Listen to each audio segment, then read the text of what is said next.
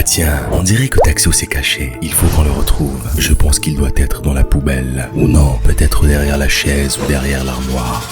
Ouais, je suis là. On se retrouve pour un nouveau thread d'horreur. Bon, je suis un peu excité, donc va falloir que je me calme.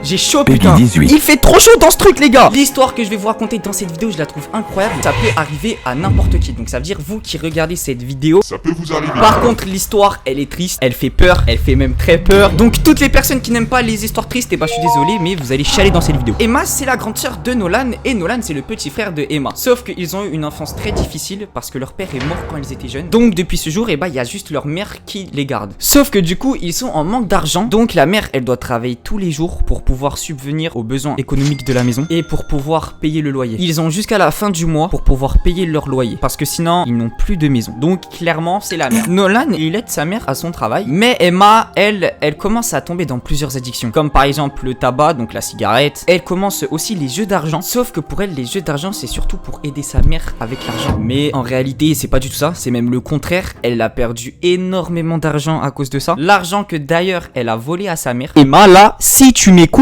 déconne. Elle sait que tout ce qu'elle fait c'est pas bien, mais elle arrive pas à arrêter parce que la cigarette c'est trop fort pour elle. À part cette histoire là les gars, ne fumez pas, c'est de la merde, faites jamais ça. Donc du coup pour essayer de l'aider, elle va prendre plusieurs cours avec un psy. Et il y a Nolan. Alors Nolan il va bientôt rentrer au collège et lui il a un rêve. Sa passion c'est d'aller dans l'espace, il kiffe l'espace et son rêve c'est de devenir astronaute. Et ça c'est incroyable, toutes les personnes qui ont des rêves comme ça, je kiffe les gens comme ça. Donc Nolan, t'es mon gars sur mon gars. Check à travers, merci mon pote. Mais les gars, on est dans une histoire d'horreur. Du coup leur village est réputé pour être un village maudit. Pour ceux qui ont vu mon dernier thread d'horreur qui s'affiche là, c'est un peu le même type de village. Dans le village, il y aurait plein d'enlèvements, plein de vols, plein de meurtres, beaucoup de cambriolages, aussi des personnes mal intentionnées qui restent devant la sortie des écoles pour suivre les élèves jusqu'à chez eux. Enfin bref, c'est un truc de fou. Donc du coup, Emma et Nolan, ils ne sortent pas beaucoup de chez eux. Et suite à ces événements, ils ont même acheté des caméras de surveillance dans toute leur maison. Et un soir, pendant l'été, leur mère était partie travailler. Oui, parce que leur mère, elle travaille vraiment tout le temps, même un soir en été, elle part charbonner pour la moulin. Il y avait que Emma et Nolan dans la maison. Nolan, lui, il était dans sa chambre, il était en train de regarder un documentaire sur l'espace. Et Emma, elle était en bas. Elle était en train de regarder la télé. Une personne sonne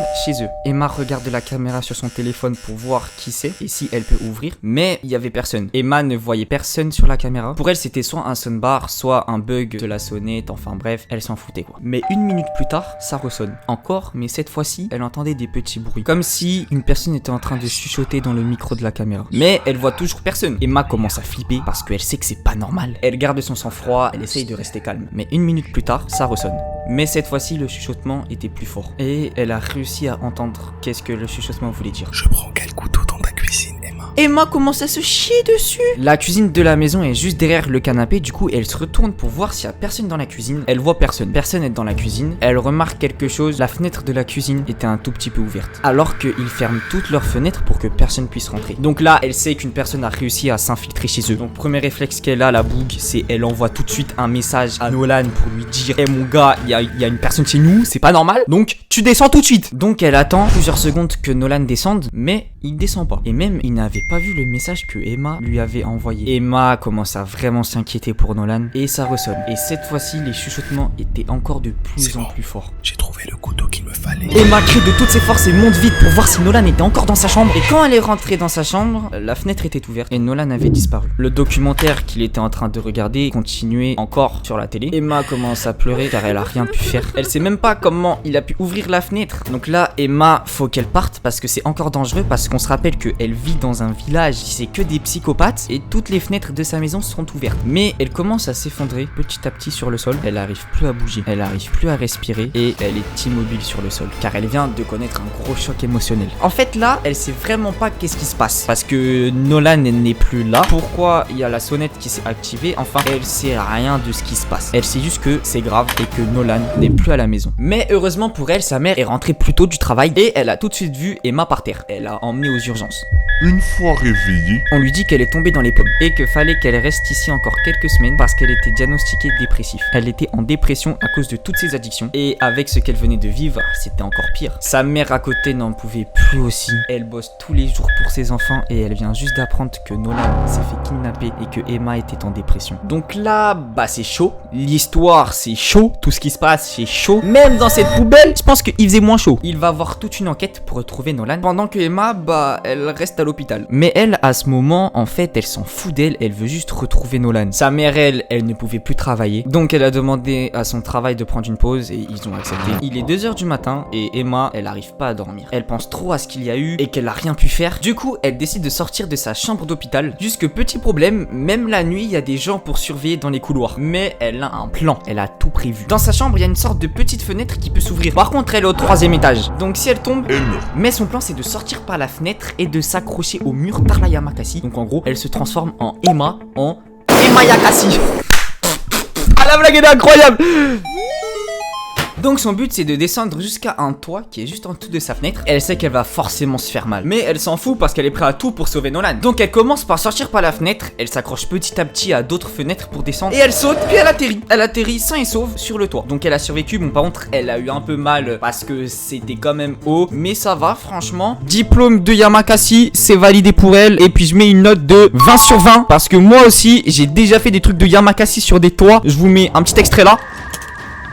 Voilà, donc moi j'ai le diplôme de Yamakasi aussi. Bref, donc maintenant elle est sur le toit et maintenant son but c'est de descendre jusqu'en bas sans se faire cramer par d'autres gens ou par des voitures qui passent. Pour sauter jusqu'en bas, elle voit que c'est trop et qu'elle y arrivera pas. Elle entend une personne toquer à une vitre et le bruit venait de derrière elle. Donc du coup elle se retourne, elle voit un vieil homme à travers sa fenêtre en train de toquer très fort. Le vieil homme, parce qu'on va l'appeler le vieil homme parce que bah c'était un vieux, il ouvre sa fenêtre mais elle voyait qu'il était bizarre. Mais même s'il est bizarre, il a dit quelque chose qui peut intéresser Emma. Que si elle avait besoin d'aide pour sortir de l'hôpital, il pouvait l'aider. Il dit que par sa chambre, elle peut directement accéder aux escaliers de l'hôpital et à la sortie de secours. Donc du coup, bah elle accepte parce que bah c'est bénéf hein, si elle peut sortir simplement par des escaliers que faire des trucs de Yamakasi et de risquer sa vie. Bah c'est quand même mieux qu'elle passe par les escaliers. Donc du coup, elle entre dans sa chambre, mais c'est pas normal. Le mec est trop bizarre parce que le mec fixe Emma en souriant constamment, comme ça.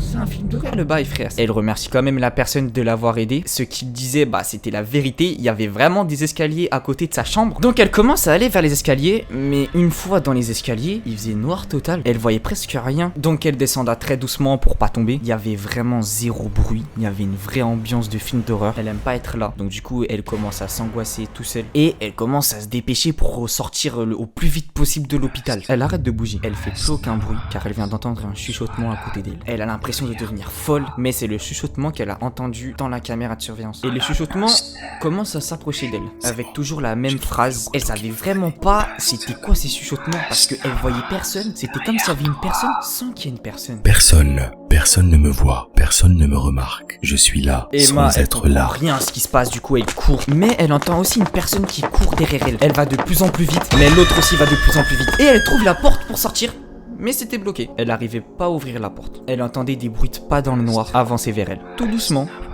avec encore des chuchotements. Et elle sent que ces chuchotements, que les bruits de pas s'approchent de plus en plus d'elle, jusqu'à ce que Emma Je suis là. sente la personne juste devant elle. Elle parle plus, elle se laisse faire. Elle sent la respiration du gars sur son visage. Le mec commence à toucher Emma et il commence à chuchoter. Mais au même moment, la lumière clignote sans raison et elle voit le visage de la personne. Elle était cagoulée, donc elle a pas pu voir qui c'était. Et la personne prend fuite par les escaliers et part le plus vite possible. Parce qu'apparemment, il avait coupé l'électricité de l'hôpital. Mais selon elle, une personne a dû remettre l'électricité juste après. Mais de loin, elle voit Nolan. Nolan était au sol, allongé, en sang.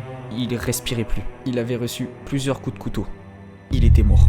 Emma, en le voyant comme ça, elle en pouvait plus. Elle voulait retrouver le type qui a fait ça, mais leur mère a réussi à payer le loyer parce qu'elle avait assez travaillé. Mais elle aussi, elle finira par tomber en dépression. Emma, elle avait la rage contre celui qui avait fait ça. Donc, elle fera tout pour le retrouver. Fin de l'histoire. Je vous ai dit que l'histoire, c'était triste, hein. Mais aussi le kidnapping, ça peut arriver à tout le monde, donc faites très attention. Et puis les mecs, si vous mettez votre petit like en dessous de la vidéo, ça me ferait grave plaisir. Parce qu'un like, ça veut dire que vous avez bien aimé la vidéo. Et si vous avez bien aimé la vidéo, moi, bah ça me motive encore plus à faire d'autres vidéos. Et puis l'équipe, moi, je retourne dans ma caverne. Personne ne me voit, personne ne me remarque. Je suis là, sans être là.